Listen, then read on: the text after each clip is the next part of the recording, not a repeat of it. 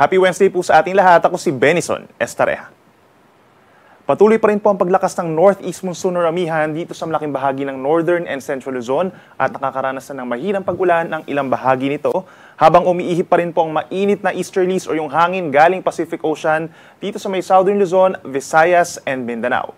Base sa ating latest satellite animation, meron tayong mga kumpul ng ulap or cloud clusters dito po sa silangan ng Mindanao malapit sa equator at maaaring magpaulan yung ilang bahagi nitong cloud clusters na to sa susunod na 2 araw sa Eastern Visayas and Mindanao, pero hindi ito na inasa na magiging isang low pressure area or bagyo. For today po, asahan pa rin ang mga pag-ulan, light to moderate rains dito po sa may Cagayan Valley as well as Kalinga and Apayao. Dulot po yan ng amihan or northeast monsoon, habang ang hilagang bahagi ng Quezon plus lalawigan ng Aurora, asahan po yung mahihinang ulan, dulot din ng amihan. Sa ating mga kababayan po dito sa natitirang bahagi ng Cordillera Region plus Ilocos Region, bahagyang maulap hanggang kuminsan maulap ang kalangitan umaga hanggang tanghali, but then kumukuliblim po pagsapit ng hapon hanggang sa gabi at sinasamahan na rin ng mahihinang ulan dulot ng northeast monsoon. Dito naman po sa natitirang bahagi ng Central Luzon and Calabarzon plus Metro Manila, umaga pa lamang posible ng maulap na kalangitan at may tsansa lamang po ng mga pag-ambon, habang for the rest of the day bahagyang maulap na kalangitan ang iiral. At dito naman po sa natitirang bahagi pa ng Southern Luzon, may mga pag-ulan tayo dulot ng easterlies doon po sa may parting Sorsogon and Masbate. But for the rest of Bicol Region plus malaking bahagi ng Mimaropa is partly cloudy to cloudy skies at may chance na lamang po ng mga saglit na pag-ulan. In terms of our temperature, dahil po sa northeast monsoon, bahagyang bumababa po yung ating mga temperatura. For Metro Manila, between 24 to 31 degrees Celsius na nababawasan yung alinsangan, habang dito naman sa may Baguio City mula 15 hanggang 23 degrees Celsius. Sa ating mga kababayan po dito sa Palawan, nananatiling mababa po ang tsansa ng mga pag-ulan kung meron man mga isolated rain showers, habang dito naman po sa Visayas, iiral yung makulimlim na panahon at sasamahan ng kalat-kalat na ulan and thunderstorms ang eastern portions dahil po yan sa easterlies. Magdala ng payong kung lalabas ng bahay at mag-ingat naman sa mga posibleng pagbaha at pagguho ng lupa. Dito naman sa western and central portions of Visayas, partly cloudy to cloudy skies. May tsansa rin po ng bahagyang mahihinang pag-ulan, lalo na sa may northern portion ng Panay Island and northern Cebu. Ito po ay dahil lamang sa bahagyang epekto na rin ng northeast monsoon, habang may easterlies naman sa katimugang bahagi ng Visayas. Temperature natin posibleng umangat sa 31 degrees Celsius for most of Visayas, but then may mga lugar pa rin po na posibleng umakyat sa 38 to 40 degrees Celsius yung heat index o yung mararamdamang init ng ating katawan, kabilang na dyan ng Rojas sa Capiz, Dumangas, Iloilo, and Giwan, Eastern Samar. Sa ating mga kababayan sa Mindanao, pinakakakaunti po ang ulan na kanilang mararanasan for today.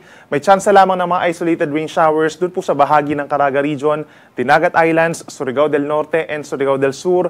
But for the rest of Mindanao is partly cloudy skies at misa maaraw naman po ang kalangitan, umaga hanggang hapon.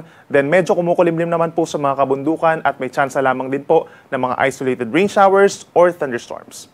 Sa Metro Davao, temperatures between 25 to 34 degrees Celsius, pero may mga lugar din po na posibleng umangat sa 38 to 40 degrees dahil sa easterlies yung ating heat index, kabilang na dyan ng Zamboanga City and Cotabato City. Dahil sa paglakas po ng amihan, meron tayong gale warning na hanggang 5 meters o nasa halos 2 palapag po ng gusaling mga pag-alon dito po sa baybayin ng Northern Luzon, kabilang ng Pangasinan, bahagya pong parte ng La Union, Ilocos Sur, Ilocos Norte, paangat po ng Batanes, Cagayan, kabilang ang Babuyan Islands, at baybayin po ng Isabela. Hanggang 5 meters nga po ito, no? So delikado ang mga pag-alon na ito for small sea vessels, lalo na po sa ating mga kababayan na nangingisda. Mamayang gabi, posible na rin po ang maalon na karagatan dito sa baybayin po ng Aurora and Northern Quezon, habang posible din po pagsapit po ng Thursday or bukas dito pa sa silangang baybayin ng Bicol Region and Eastern Visayas dahil sa pagbaba pa po ng northeast monsoon. By tomorrow, iiral pa rin ang amihan o northeast monsoon sa malaking bahagi po ng Luzon, pero inaasahan na po nahihina agad ito pagsapit po ng Friday at maring ito na po yung katapusan or yung pagtatapos ng ating northeast monsoon season at iiral na yung warm dry season or tag-init sa ating bansa. So dito sa malaking bahagi po ng Luzon, may amihan pa rin bukas, but starting Friday hanggang sa weekend ay posible ang pag-iral na ng easterlies.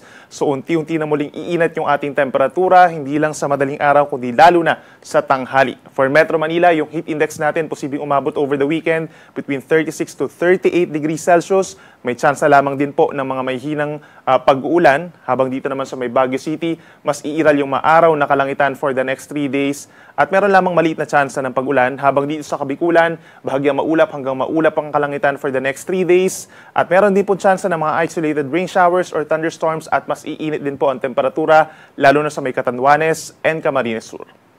Sa ating mga kababayan po sa Visayas, patuloy ang epekto ng easterlies or hangin galing Pacific Ocean for the next 3 days at makakaranas din po ng mainit na panahon ng malaking bahagi ng Panay Island, plus dito rin po sa may Samar provinces, Giwan, Catbalogan, and Catarman Northern Samar. May tsansa lamang po ng mga isolated rain showers or thunderstorms. Temperature natin sa Metro Cebu posibleng umangat naman sa 32 to 33 degrees Celsius sa tanghali. At panghuli sa ating mga kababayan po sa Mindanao, patuloy din po ang epekto ng easterlies. Kaya naman sa mga lalabas po ng bahay, magdala ng pananggalang sa init ng panahon, kagaya na lamang po ng sombrero or payong at uminom po ng maraming tubig. Kung lalabas din po ng bahay, magsuot ng komportable at manipis na damit. For Metro Davao, temperature is between 25 to 34 degrees Celsius, but yung heat index or mararamdaman din ng ating katawan ay posibleng umangat pa rin between 38 to 41 degrees Celsius. Kabilang na rin dyan Zamboanga City, Butuan, Cotabato City, and General Santos City. Ang araw po ay sisikat, ganap na alas 6 ng umaga at lulubog ito 6:07 ng gabi. Yan muna ang latest mula dito sa Weather Forecasting Center ng Pag-asa. Ako muli si Benison Estareha na nagsasabing sa anumang panahon, Pag-asa ang magandang solusyon.